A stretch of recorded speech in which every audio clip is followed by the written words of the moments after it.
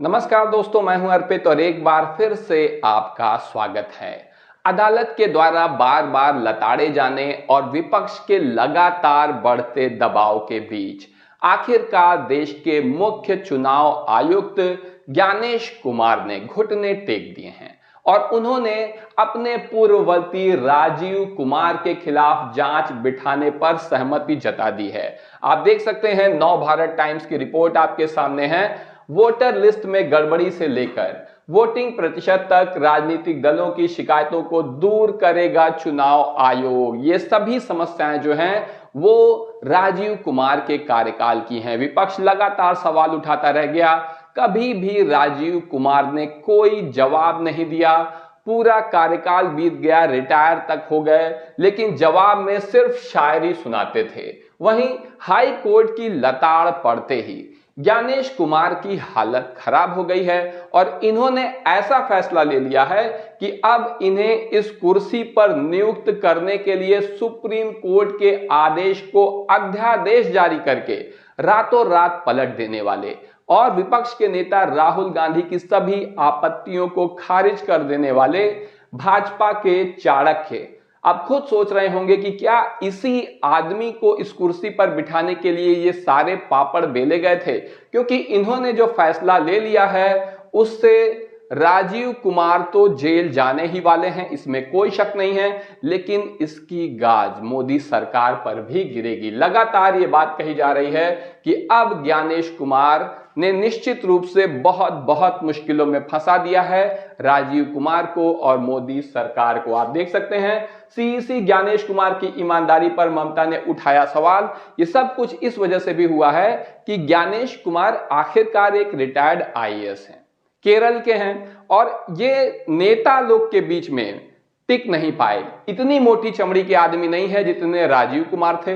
जब सीधे ममता बनर्जी ने हमला कर दिया इनके ऊपर, इनकी ईमानदारी पर सवाल उठा दिया, कोर्ट की तरफ से कभी हाई कोर्ट कभी सुप्रीम कोर्ट में लगातार एक के बाद एक सवाल उठ रहे हैं, लताड़ लगाई जा रही है, तो ये इस सब को झेल नहीं पाए। और अब आप देख सकते हैं कि जब ममता बनर्जी ने कहा कि जरूरत पड़ी तो चुनाव आयोग के दफ्तर के सामने धरना दूंगी, तब इनका धैर्य जवाब दे गया और अब राजीव कुमार पर गाज गिरनी तय है, क्योंकि इनके समय में जितने भी घोटाले हुए हैं, चुनाव आयोग के जितने भी कारनामे हैं, उन सब पर खुद मुख्य चुनाव आयुक्त ने जांच बिठा दी है, जो कि भाजपा के चाणक्य गृह मंत्री अमित शाह के बहुत ही खास, बहुत ही करीबी माने जाते हैं। ऐसे में भाजपा ने खुद पैर पर कुल्हाड़ी नहीं बल्कि कुल्हाड़ी पर पैर मार दिया है। आप देख सकते हैं, वोटर लिस्ट में गड़बड़ी से लेकर वोटिंग प्रतिशत तक राजनीतिक दलों की शिकायतों को चुनाव आयोग ने अब दूर करने का फैसला कर लिया है। इन सवालों को सुन रहे हैं कम से कम ज्ञानेश कुमार, क्योंकि राजीव कुमार तो कोई ध्यान ही नहीं देते थे, चाहे विपक्ष जो कुछ भी बोलता रहे। पूरे कार्यकाल में राजीव कुमार ने कोई जवाब नहीं दिया, रिटायर तक हो गए, हाई कोर्ट सुप्रीम कोर्ट जिसने जितने मन नोटिस जारी कर दिए, लेकिन जब दिल्ली हाई कोर्ट ने ज्ञानेश कुमार को जो है यहां पर सवाल उठाया, नोटिस भेजा, तो ज्ञानेश कुमार जवाब नहीं दे पाए, फंस गए और उन्होंने 3 महीने की मोहलत मांगी हरियाणा और महाराष्ट्र की वोटर लिस्ट देने में। और यही काम करने के लिए पूरा कार्यकाल राजीव कुमार का बीत गया, रिटायर भी हो गए, कोई जवाब उनकी तरफ से नहीं आ पाया और अब 3 महीने की जो मोहलत मांगी है उसमें इन्हें जवाब देना होगा, वोटर लिस्ट लानी होगी।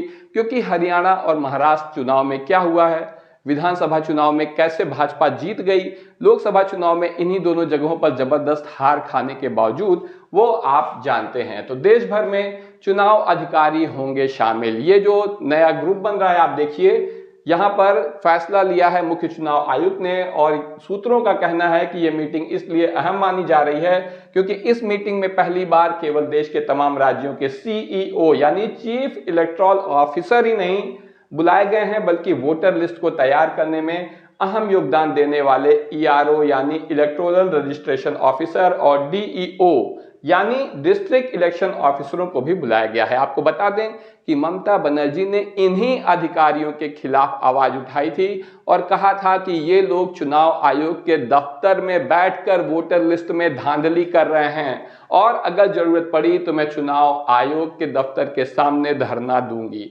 आगे खबर देखिए। रिपोर्ट के अनुसार इस मीटिंग में वोटर लिस्ट तैयार करने में आने वाली समस्याओं और उनके समाधान के बारे में भी पैन इंडिया स्तर पर गहन विचार विमर्श किया जाएगा ताकि इसमें और अधिक से अधिक पारदर्शिता लाई जा सके। खासतौर से वोटर लिस्ट में वोटरों के नाम जोड़ने और काटने को लेकर जिस तरह से महाराष्ट्र और दिल्ली में हुए विधानसभा चुनाव के दौरान चुनाव आयोग भारी विवादों में रहा था। आपको याद होगा कि हरियाणा, महाराष्ट्र और उसके बाद दिल्ली में किस तरीके से चुनाव हुए थे, चुनाव आयोग के ऊपर किस तरह से सवाल उठाए गए थे और भले ही राजीव कुमार उस वक्त शांति की मुद्रा में थे, अब भी कह रहे हैं कि मैं हिमालय चला जाऊंगा, वहां पर आत्मशुद्धि करूंगा रिटायरमेंट के बाद, लेकिन ज्ञानेश कुमार इन सब चीजों से परेशान हैं और उन्होंने इस पर जांच बिठाने का फैसला कर लिया है। ऐसे में राजीव कुमार के जो जितने विवाद थे उनके कार्यकाल के, इन सब पे जांच होगी तो राजीव कुमार का फंसना तय माना जा रहा है। आप देख सकते हैं राजीव कुमार ने विपक्ष को अपनी हार की समीक्षा करने की सलाह दी थी। ये समीक्षा की सलाह उन्होंने तब दी थी जब वो देश के मुख्य चुनाव आयुक्त के पद पर थे, लेकिन जब विपक्ष सवाल उठाता था तो ये कोई जवाब नहीं देते थे, उल्टा विपक्ष को ही कहते थे कि जाकर पता लगाओ कि तुम क्यों चुनाव हार रहे हो, क्यों चुनाव हार रहे हैं। आपको क्या लगता है विपक्ष क्यों चुनाव हार रहा है?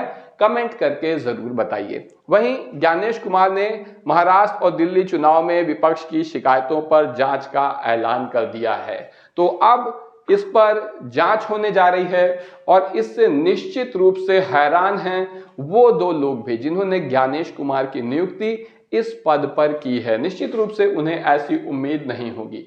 ममता ने दावा किया था कि बीजेपी वोटर लिस्ट में हेराफेरी की कोशिश में है। बंगाल में 2 ऑनलाइन एजेंसियां सक्रिय हैं और इसी का नतीजा है कि अब यह सारा कदम चुनाव आयोग की ओर से उठाया जा रहा है। आप देखिए क्या कहा है चुनाव आयोग ने।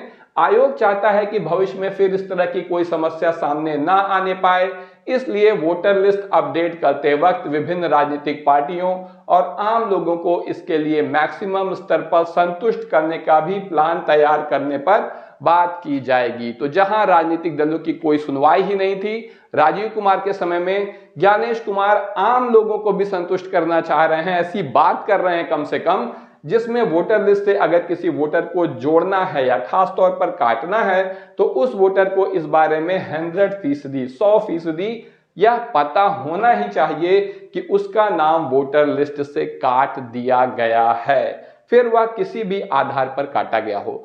अब नियम यह रहेगा कि अगर किसी का नाम वोटर लिस्ट से काटा जाता है तो उसे फोन करके व्यक्तिगत रूप से ये सब कुछ बताया जाएगा। ऐसे में निश्चित रूप से प्रधानमंत्री मोदी के मन में भी बहुत सवाल होंगे, क्योंकि जो उनके मुख्य खिलाड़ी हैं, मुख्य चुनाव आयुक्त हैं, उन्होंने यानी कि ज्ञानेश कुमार ने बिहार और पश्चिम बंगाल में होने वाले विधानसभा चुनाव से ठीक पहले पल्ला झाड़ लिया है।